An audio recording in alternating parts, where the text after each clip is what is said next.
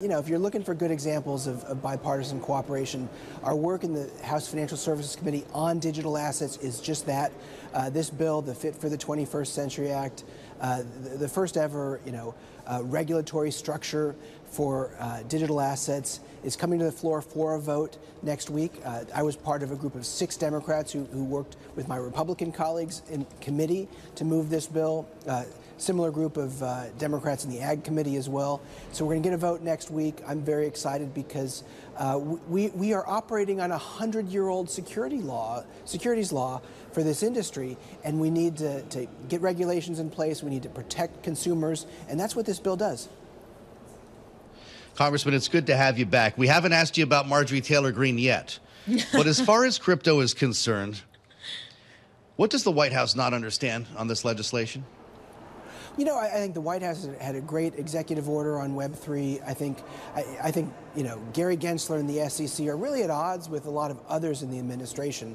So I've been very frustrated with Gary Gensler and the SEC's regulation by enforcement and frankly, just open hostility towards crypto. So we're seeing that play out. I was part of a group of 21 Democrats who voted for the SAB 121 CRA on the House floor last week. But just yesterday, we saw 12 Senate Democrats agreeing with us that the SEC is way out of line and out of step, including Senator Schumer as part of that group of 12 Democrats. So I think that's a great message. And my hope is that Gary Gensler will see the writing on the wall and rescind SAB 121. He has the ability to do that.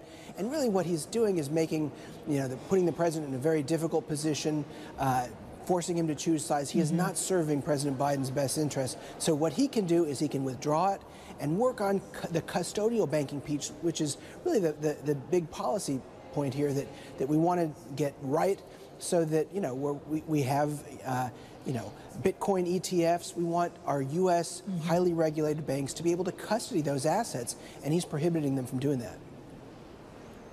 Well, Congressman, you were there speaking of the 12 Democrats in the Senate who decided to vote in favor of this legislation yesterday. And I wonder what your message is as a Democrat who is not running for re-election to those that are, and how they should be considering crypto in their policy, considering, say, the chair of the Senate Banking Committee, Sherrod Brown, is very vulnerable in Ohio. He's running against a pro-crypto advocate in Bernie Moreno. There is tens of millions of dollars in crypto super PAC money that could be mobilized against candidates like him. Is it a mistake for incumbent Democrats not to be pro-crypto right now? I think it's a mistake for this to become a partisan issue. 20% of registered voters own crypto. This industry is not going away. And the message I have is whether you love crypto or you hate crypto, you should want to have regulations. That's our message as Democrats. That's what the work I'm doing in a bipartisan way does. We provide regulations for this industry, and what I don't want to see is this become a partisan political issue, because Web3 should not be at all.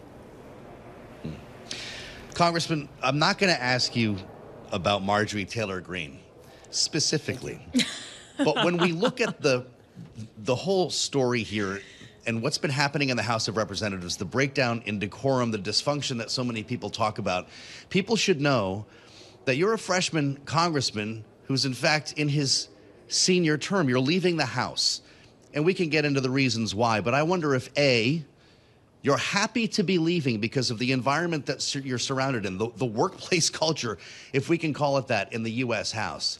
And B, if you're on your way out of this body right now, you can do anything you want. Are you doing the risky business dance in the rotunda? Like, what do you do when you have free reign on your way out the door? Well, I am not retiring voluntarily. My district got gerrymandered away from me. I love this job. I have a lot more work I want to get done. So we're working twice as hard to get things done while I'm still in Congress. There's future elections for me. But the point that I think is really important for anybody watching, the chaos and confusion that we see playing out in Congress, there is one thing to blame, and you can put your finger right on it, and it's clear as day.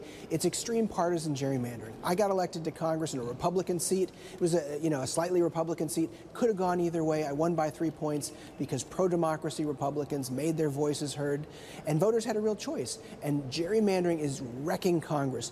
less than 10% of the seats are competitive. The other 90% are only going to go to whoever wins the Democratic primary or the Republican primary. That's how members of Congress are designed right now, is they are just mainly here to win their Democratic primary, win their Republican primary. That's why you see all these food fights and the crazy stuff you see in oversight, because that's their focus. Less than 10% are truly competitive. We won one of those. So the answer is nonpartisan, independent redistricting. That would totally change the face of Congress. You would get so many more people who are just focused on getting things done and working across the aisle. That's what we need a lot more of, and we're going to have fewer and fewer seats that are like that. We're losing mine. That's one example, and it's the thing that we got to change if we want to get sanity back in Congress.